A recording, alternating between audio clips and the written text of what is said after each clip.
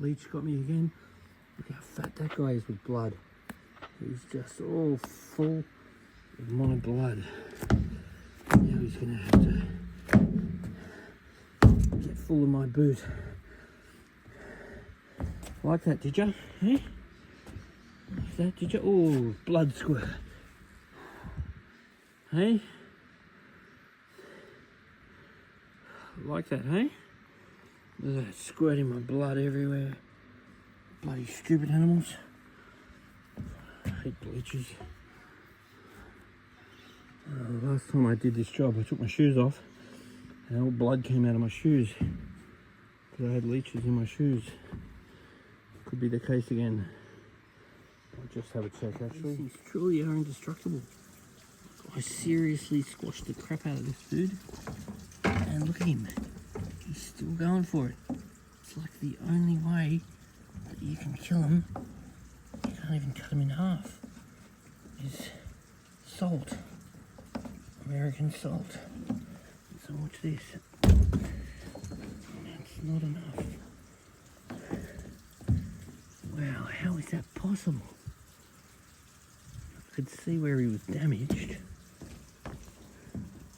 Alright, everyone's scared of stuff in life. I reckon a giant leech or a rogue woman, that's the scariest thing you can come across. Scarier than any animal. What are you scared of? I reckon having a leech on your balls, oh, that'd be a nightmare. Because you don't even feel it. You just put your hand down your pants and be all covered in blood. That'd freak you out, wouldn't it? Far out. So I think we can all learn from this. Just don't be a blood-sucking leech. Pay your dues. Earn what you got to earn. Because if you do leech on people, you might get some blood out of them for a while, but eventually they'll kill you. People only put up with getting sucked on for so long. So the fishies are doing well in their little container. I'm just keeping them out nice and safe while I'm doing this big overhaul. Now I'm going to continue cleaning the spillway. Then I'm going to replace the UV sterilizer while I'm waiting for this pond to refill. Absolutely beautiful part of the world. Look at this, absolutely gorgeous. So anyway, us bushmen, to entertain ourselves and also to make our whereabouts known for animals and other bushmen or potentially nudists. We like to sing songs, and there's certain bush songs that us bushmen like to sing. Like a well-hung plowboy getting off of his horse and having... Oh no, it's a cowboy song, not a bush ranger, not a bushman song. Now, one of the great advantages of a spillway is the amount of oxygen that the spillway puts in the water, because the trickling of the water like this exposes a very large surface area with zero surface tension and helps to create lovely oxygen-rich water for your fish. Okay, so this pump is intermittently turning off and on. Now, while it's on, I try and use this opportunity to give it a backflush. So it's on backflush, and then I just pump on this handle and see all the dirt come out. Once the dirt stops coming out, then I know it's nice and clean. But it turns on for a while and it turns off for a while. That's what's going on right now. So whether this pump needs replacing or we send it back to Awasa for a service, we'll need to get advice on that. I'm going to put a little bit of calcium carbonate rock, and this calcium carbonate rock will help ensure that the KH level of these ponds is not zero, because Sydney tap water typically has a high pH and a very low KH, whereas the fish, they need carbonate in the water. Also, rainwater will also have a very low KH. So being aware of KH and GH is very important.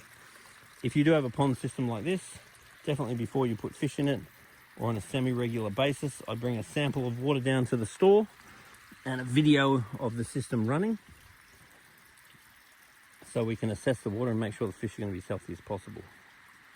Because fish keeping is 50% water quality, 50% food quality. In the Australian bush there are various trees that can help us, can stop us getting bitten by things like mosquitoes. And if you know where to look, these natural resources can really make your life a lot more pleasant when you're not getting stung by mosquitoes all the time. I hate mosquitoes. So for now I've got the pump on and the UV off. So unless I get instructions from the owner to replace the pump, then I'll leave the UV off because I don't want the UV on without the pump running, because that can damage the inside of the filter. So for now, this filter is working better than nothing, but it's working intermittently. Over time, will it start working constantly? That's actually possible due to some of the qualities of these pumps. They have off-on features, so that's where we're at right now. I'll leave that on, but I'll leave the UV off for now. Okay, so while I've had the chance, I've just given that filter another bit of a clean out. I've given that a bit more of a flush out. Now it should start clearing up pretty soon. All these ponds are now done. Just got to finish the bottom pond, and then I've got to treat all the water. Then I'll distribute the fish into all of them. And then I'll underwait for my next instructions from the owner. So far, so good. So pretty much since yesterday, I've decided to give these filters a clean again. And as you can see, they're completely clogged again. So that's very normal. After you do a big clean and you disturb everything, all this crap's going to end up in the filter. So various products like sludge remover helps to break this stuff down over time. But this is something to be aware of. If you're going to do a big clean, you need to do a series of filter cleans. Otherwise your filter is going to clog up, and then that's going to defeat the purpose. So as you can see, it's got this bad just in days. Now look how beautiful these pumps are working now. So if we see this surface agitation decreasing, that means that we need to clean the filters, because the filters will clog up. So that's something we want to keep an eye on. And always having surface agitation visible is very important, because this is one of the easiest ways to see when your filter needs cleaning. If this reduces or stops, it's clean filter time. In Australia, we're very lucky where we live. It's an absolutely beautiful country. Anyway, put a little note on the bottom of this video and tell us where you're watching from and how beautiful is the place that you're living in. I love Australia. Water clarity is very good in there now. Water clarity is getting very good in there now. Water clarity is improving down there now. Okay, so now I'm going to treat all the ponds with some water ager, some GH powder and some KH powder. I've also got some coral pieces to make sure the KH of the water doesn't go to zero. I'm then going to introduce a little bit of fish into each pond, and then I'm all done. So the owners are moving out of this absolutely spectacular property, and I bet you there's heaps of stuff they're really going to miss living in such a spectacular area. But one thing that I bet they're not going to miss is the leeches. Who hates leeches? So now the ponds are all up and running.